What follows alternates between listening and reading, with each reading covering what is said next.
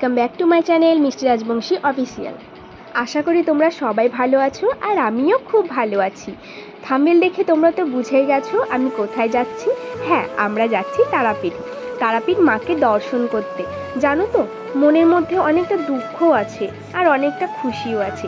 দুঃখটা পরে বলবো, খুশিটা কি জানো? কারণ খুশি আমি এই কারণে ছিলাম যে এটা প্রত্যেকেরই স্বপ্ন থাকে যে তারা মায়ের দর্শন করব। তাই আমি খুবই খুশি ছিলাম যে তারা মায়ের কাছে যাচ্ছি। আজ আমি দর্শন পাবো কি না জানি না, তবে তারা মায়ের কৃপা না থাকলে আমি হয়তো যেতে পারতাম না। তবে যাচ্ছি এটা ভেবেই আমি খুশি।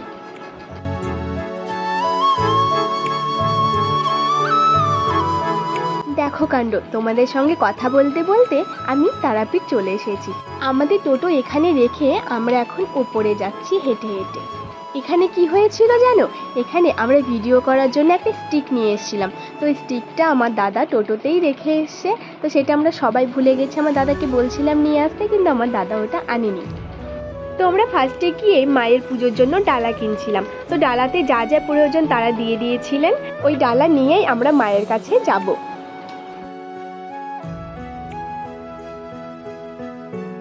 ডালা কিনে নেওয়ার পরেই আমরা রওনা দিচ্ছিলাম পুজো দেওয়ার উদ্দেশ্যে।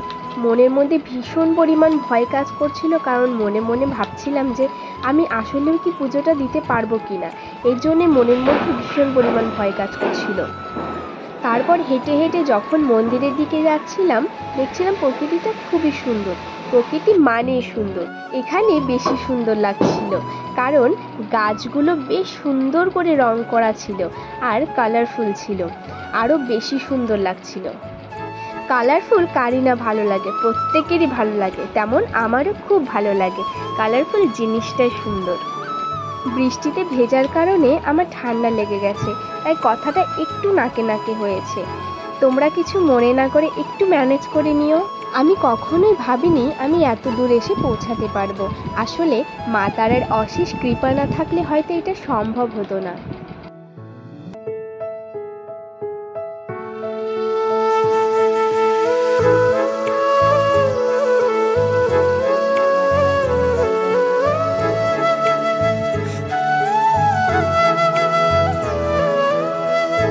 দেখো, কথা বলতে বলতে আমরা মায়ের খুব কাছে চলে এসেছি।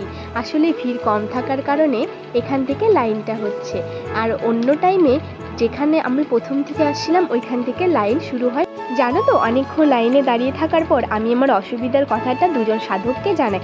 আমার অসুবিধা এটাই ছিল যে আমার দাদু মারা গেছে, 1 বছর হয়নি, আমি পুজো দিতে পারবো কি পারবো না সেটাই।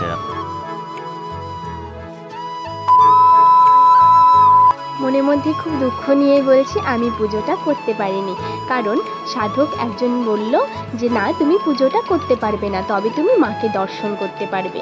আমি একটু ভয় পাচ্ছিলাম, তার জন্য আমি লাইন থেকে বেরিয়ে যাচ্ছিলাম। তো আমার লাইনে থাকা একটা কাকিমা আমাকে বলছিল, তুমি কেন লাইন থেকে বার হবে? তুমি যে মাকে দর্শন করতে পারবে এটাই তোমার অনেক ভাগ্য। তো আমি ওই সাধকের আর ওই কাকিমাটার কথা শুনে আমি লাইনে থেকে গেলাম। তো আমি মাকে পুজো করতে পারিনি, দাদারা পুজো করলো, কিন্তু আমি মাকে খুব কাছে থেকে দর্শন করলাম। এটাই আমার অনেক ভালো লাগছে। মায়ের কাছে সন্তান কখনো অসুচি হয় নাকি? তোমরাই বলো। মা তো মাই হয়। আমরা পুজোর জন্য যে দোকান থেকে ডালা নিয়েছিলাম সেই দোকান থেকে প্রসাদগুলো প্যাক করে নিয়ে আমরা এখন বাড়ির দিকে রওনা হব। দেখো, কারণ আমার ব্যাগটা রেখে চলে এসেছি দোকানে।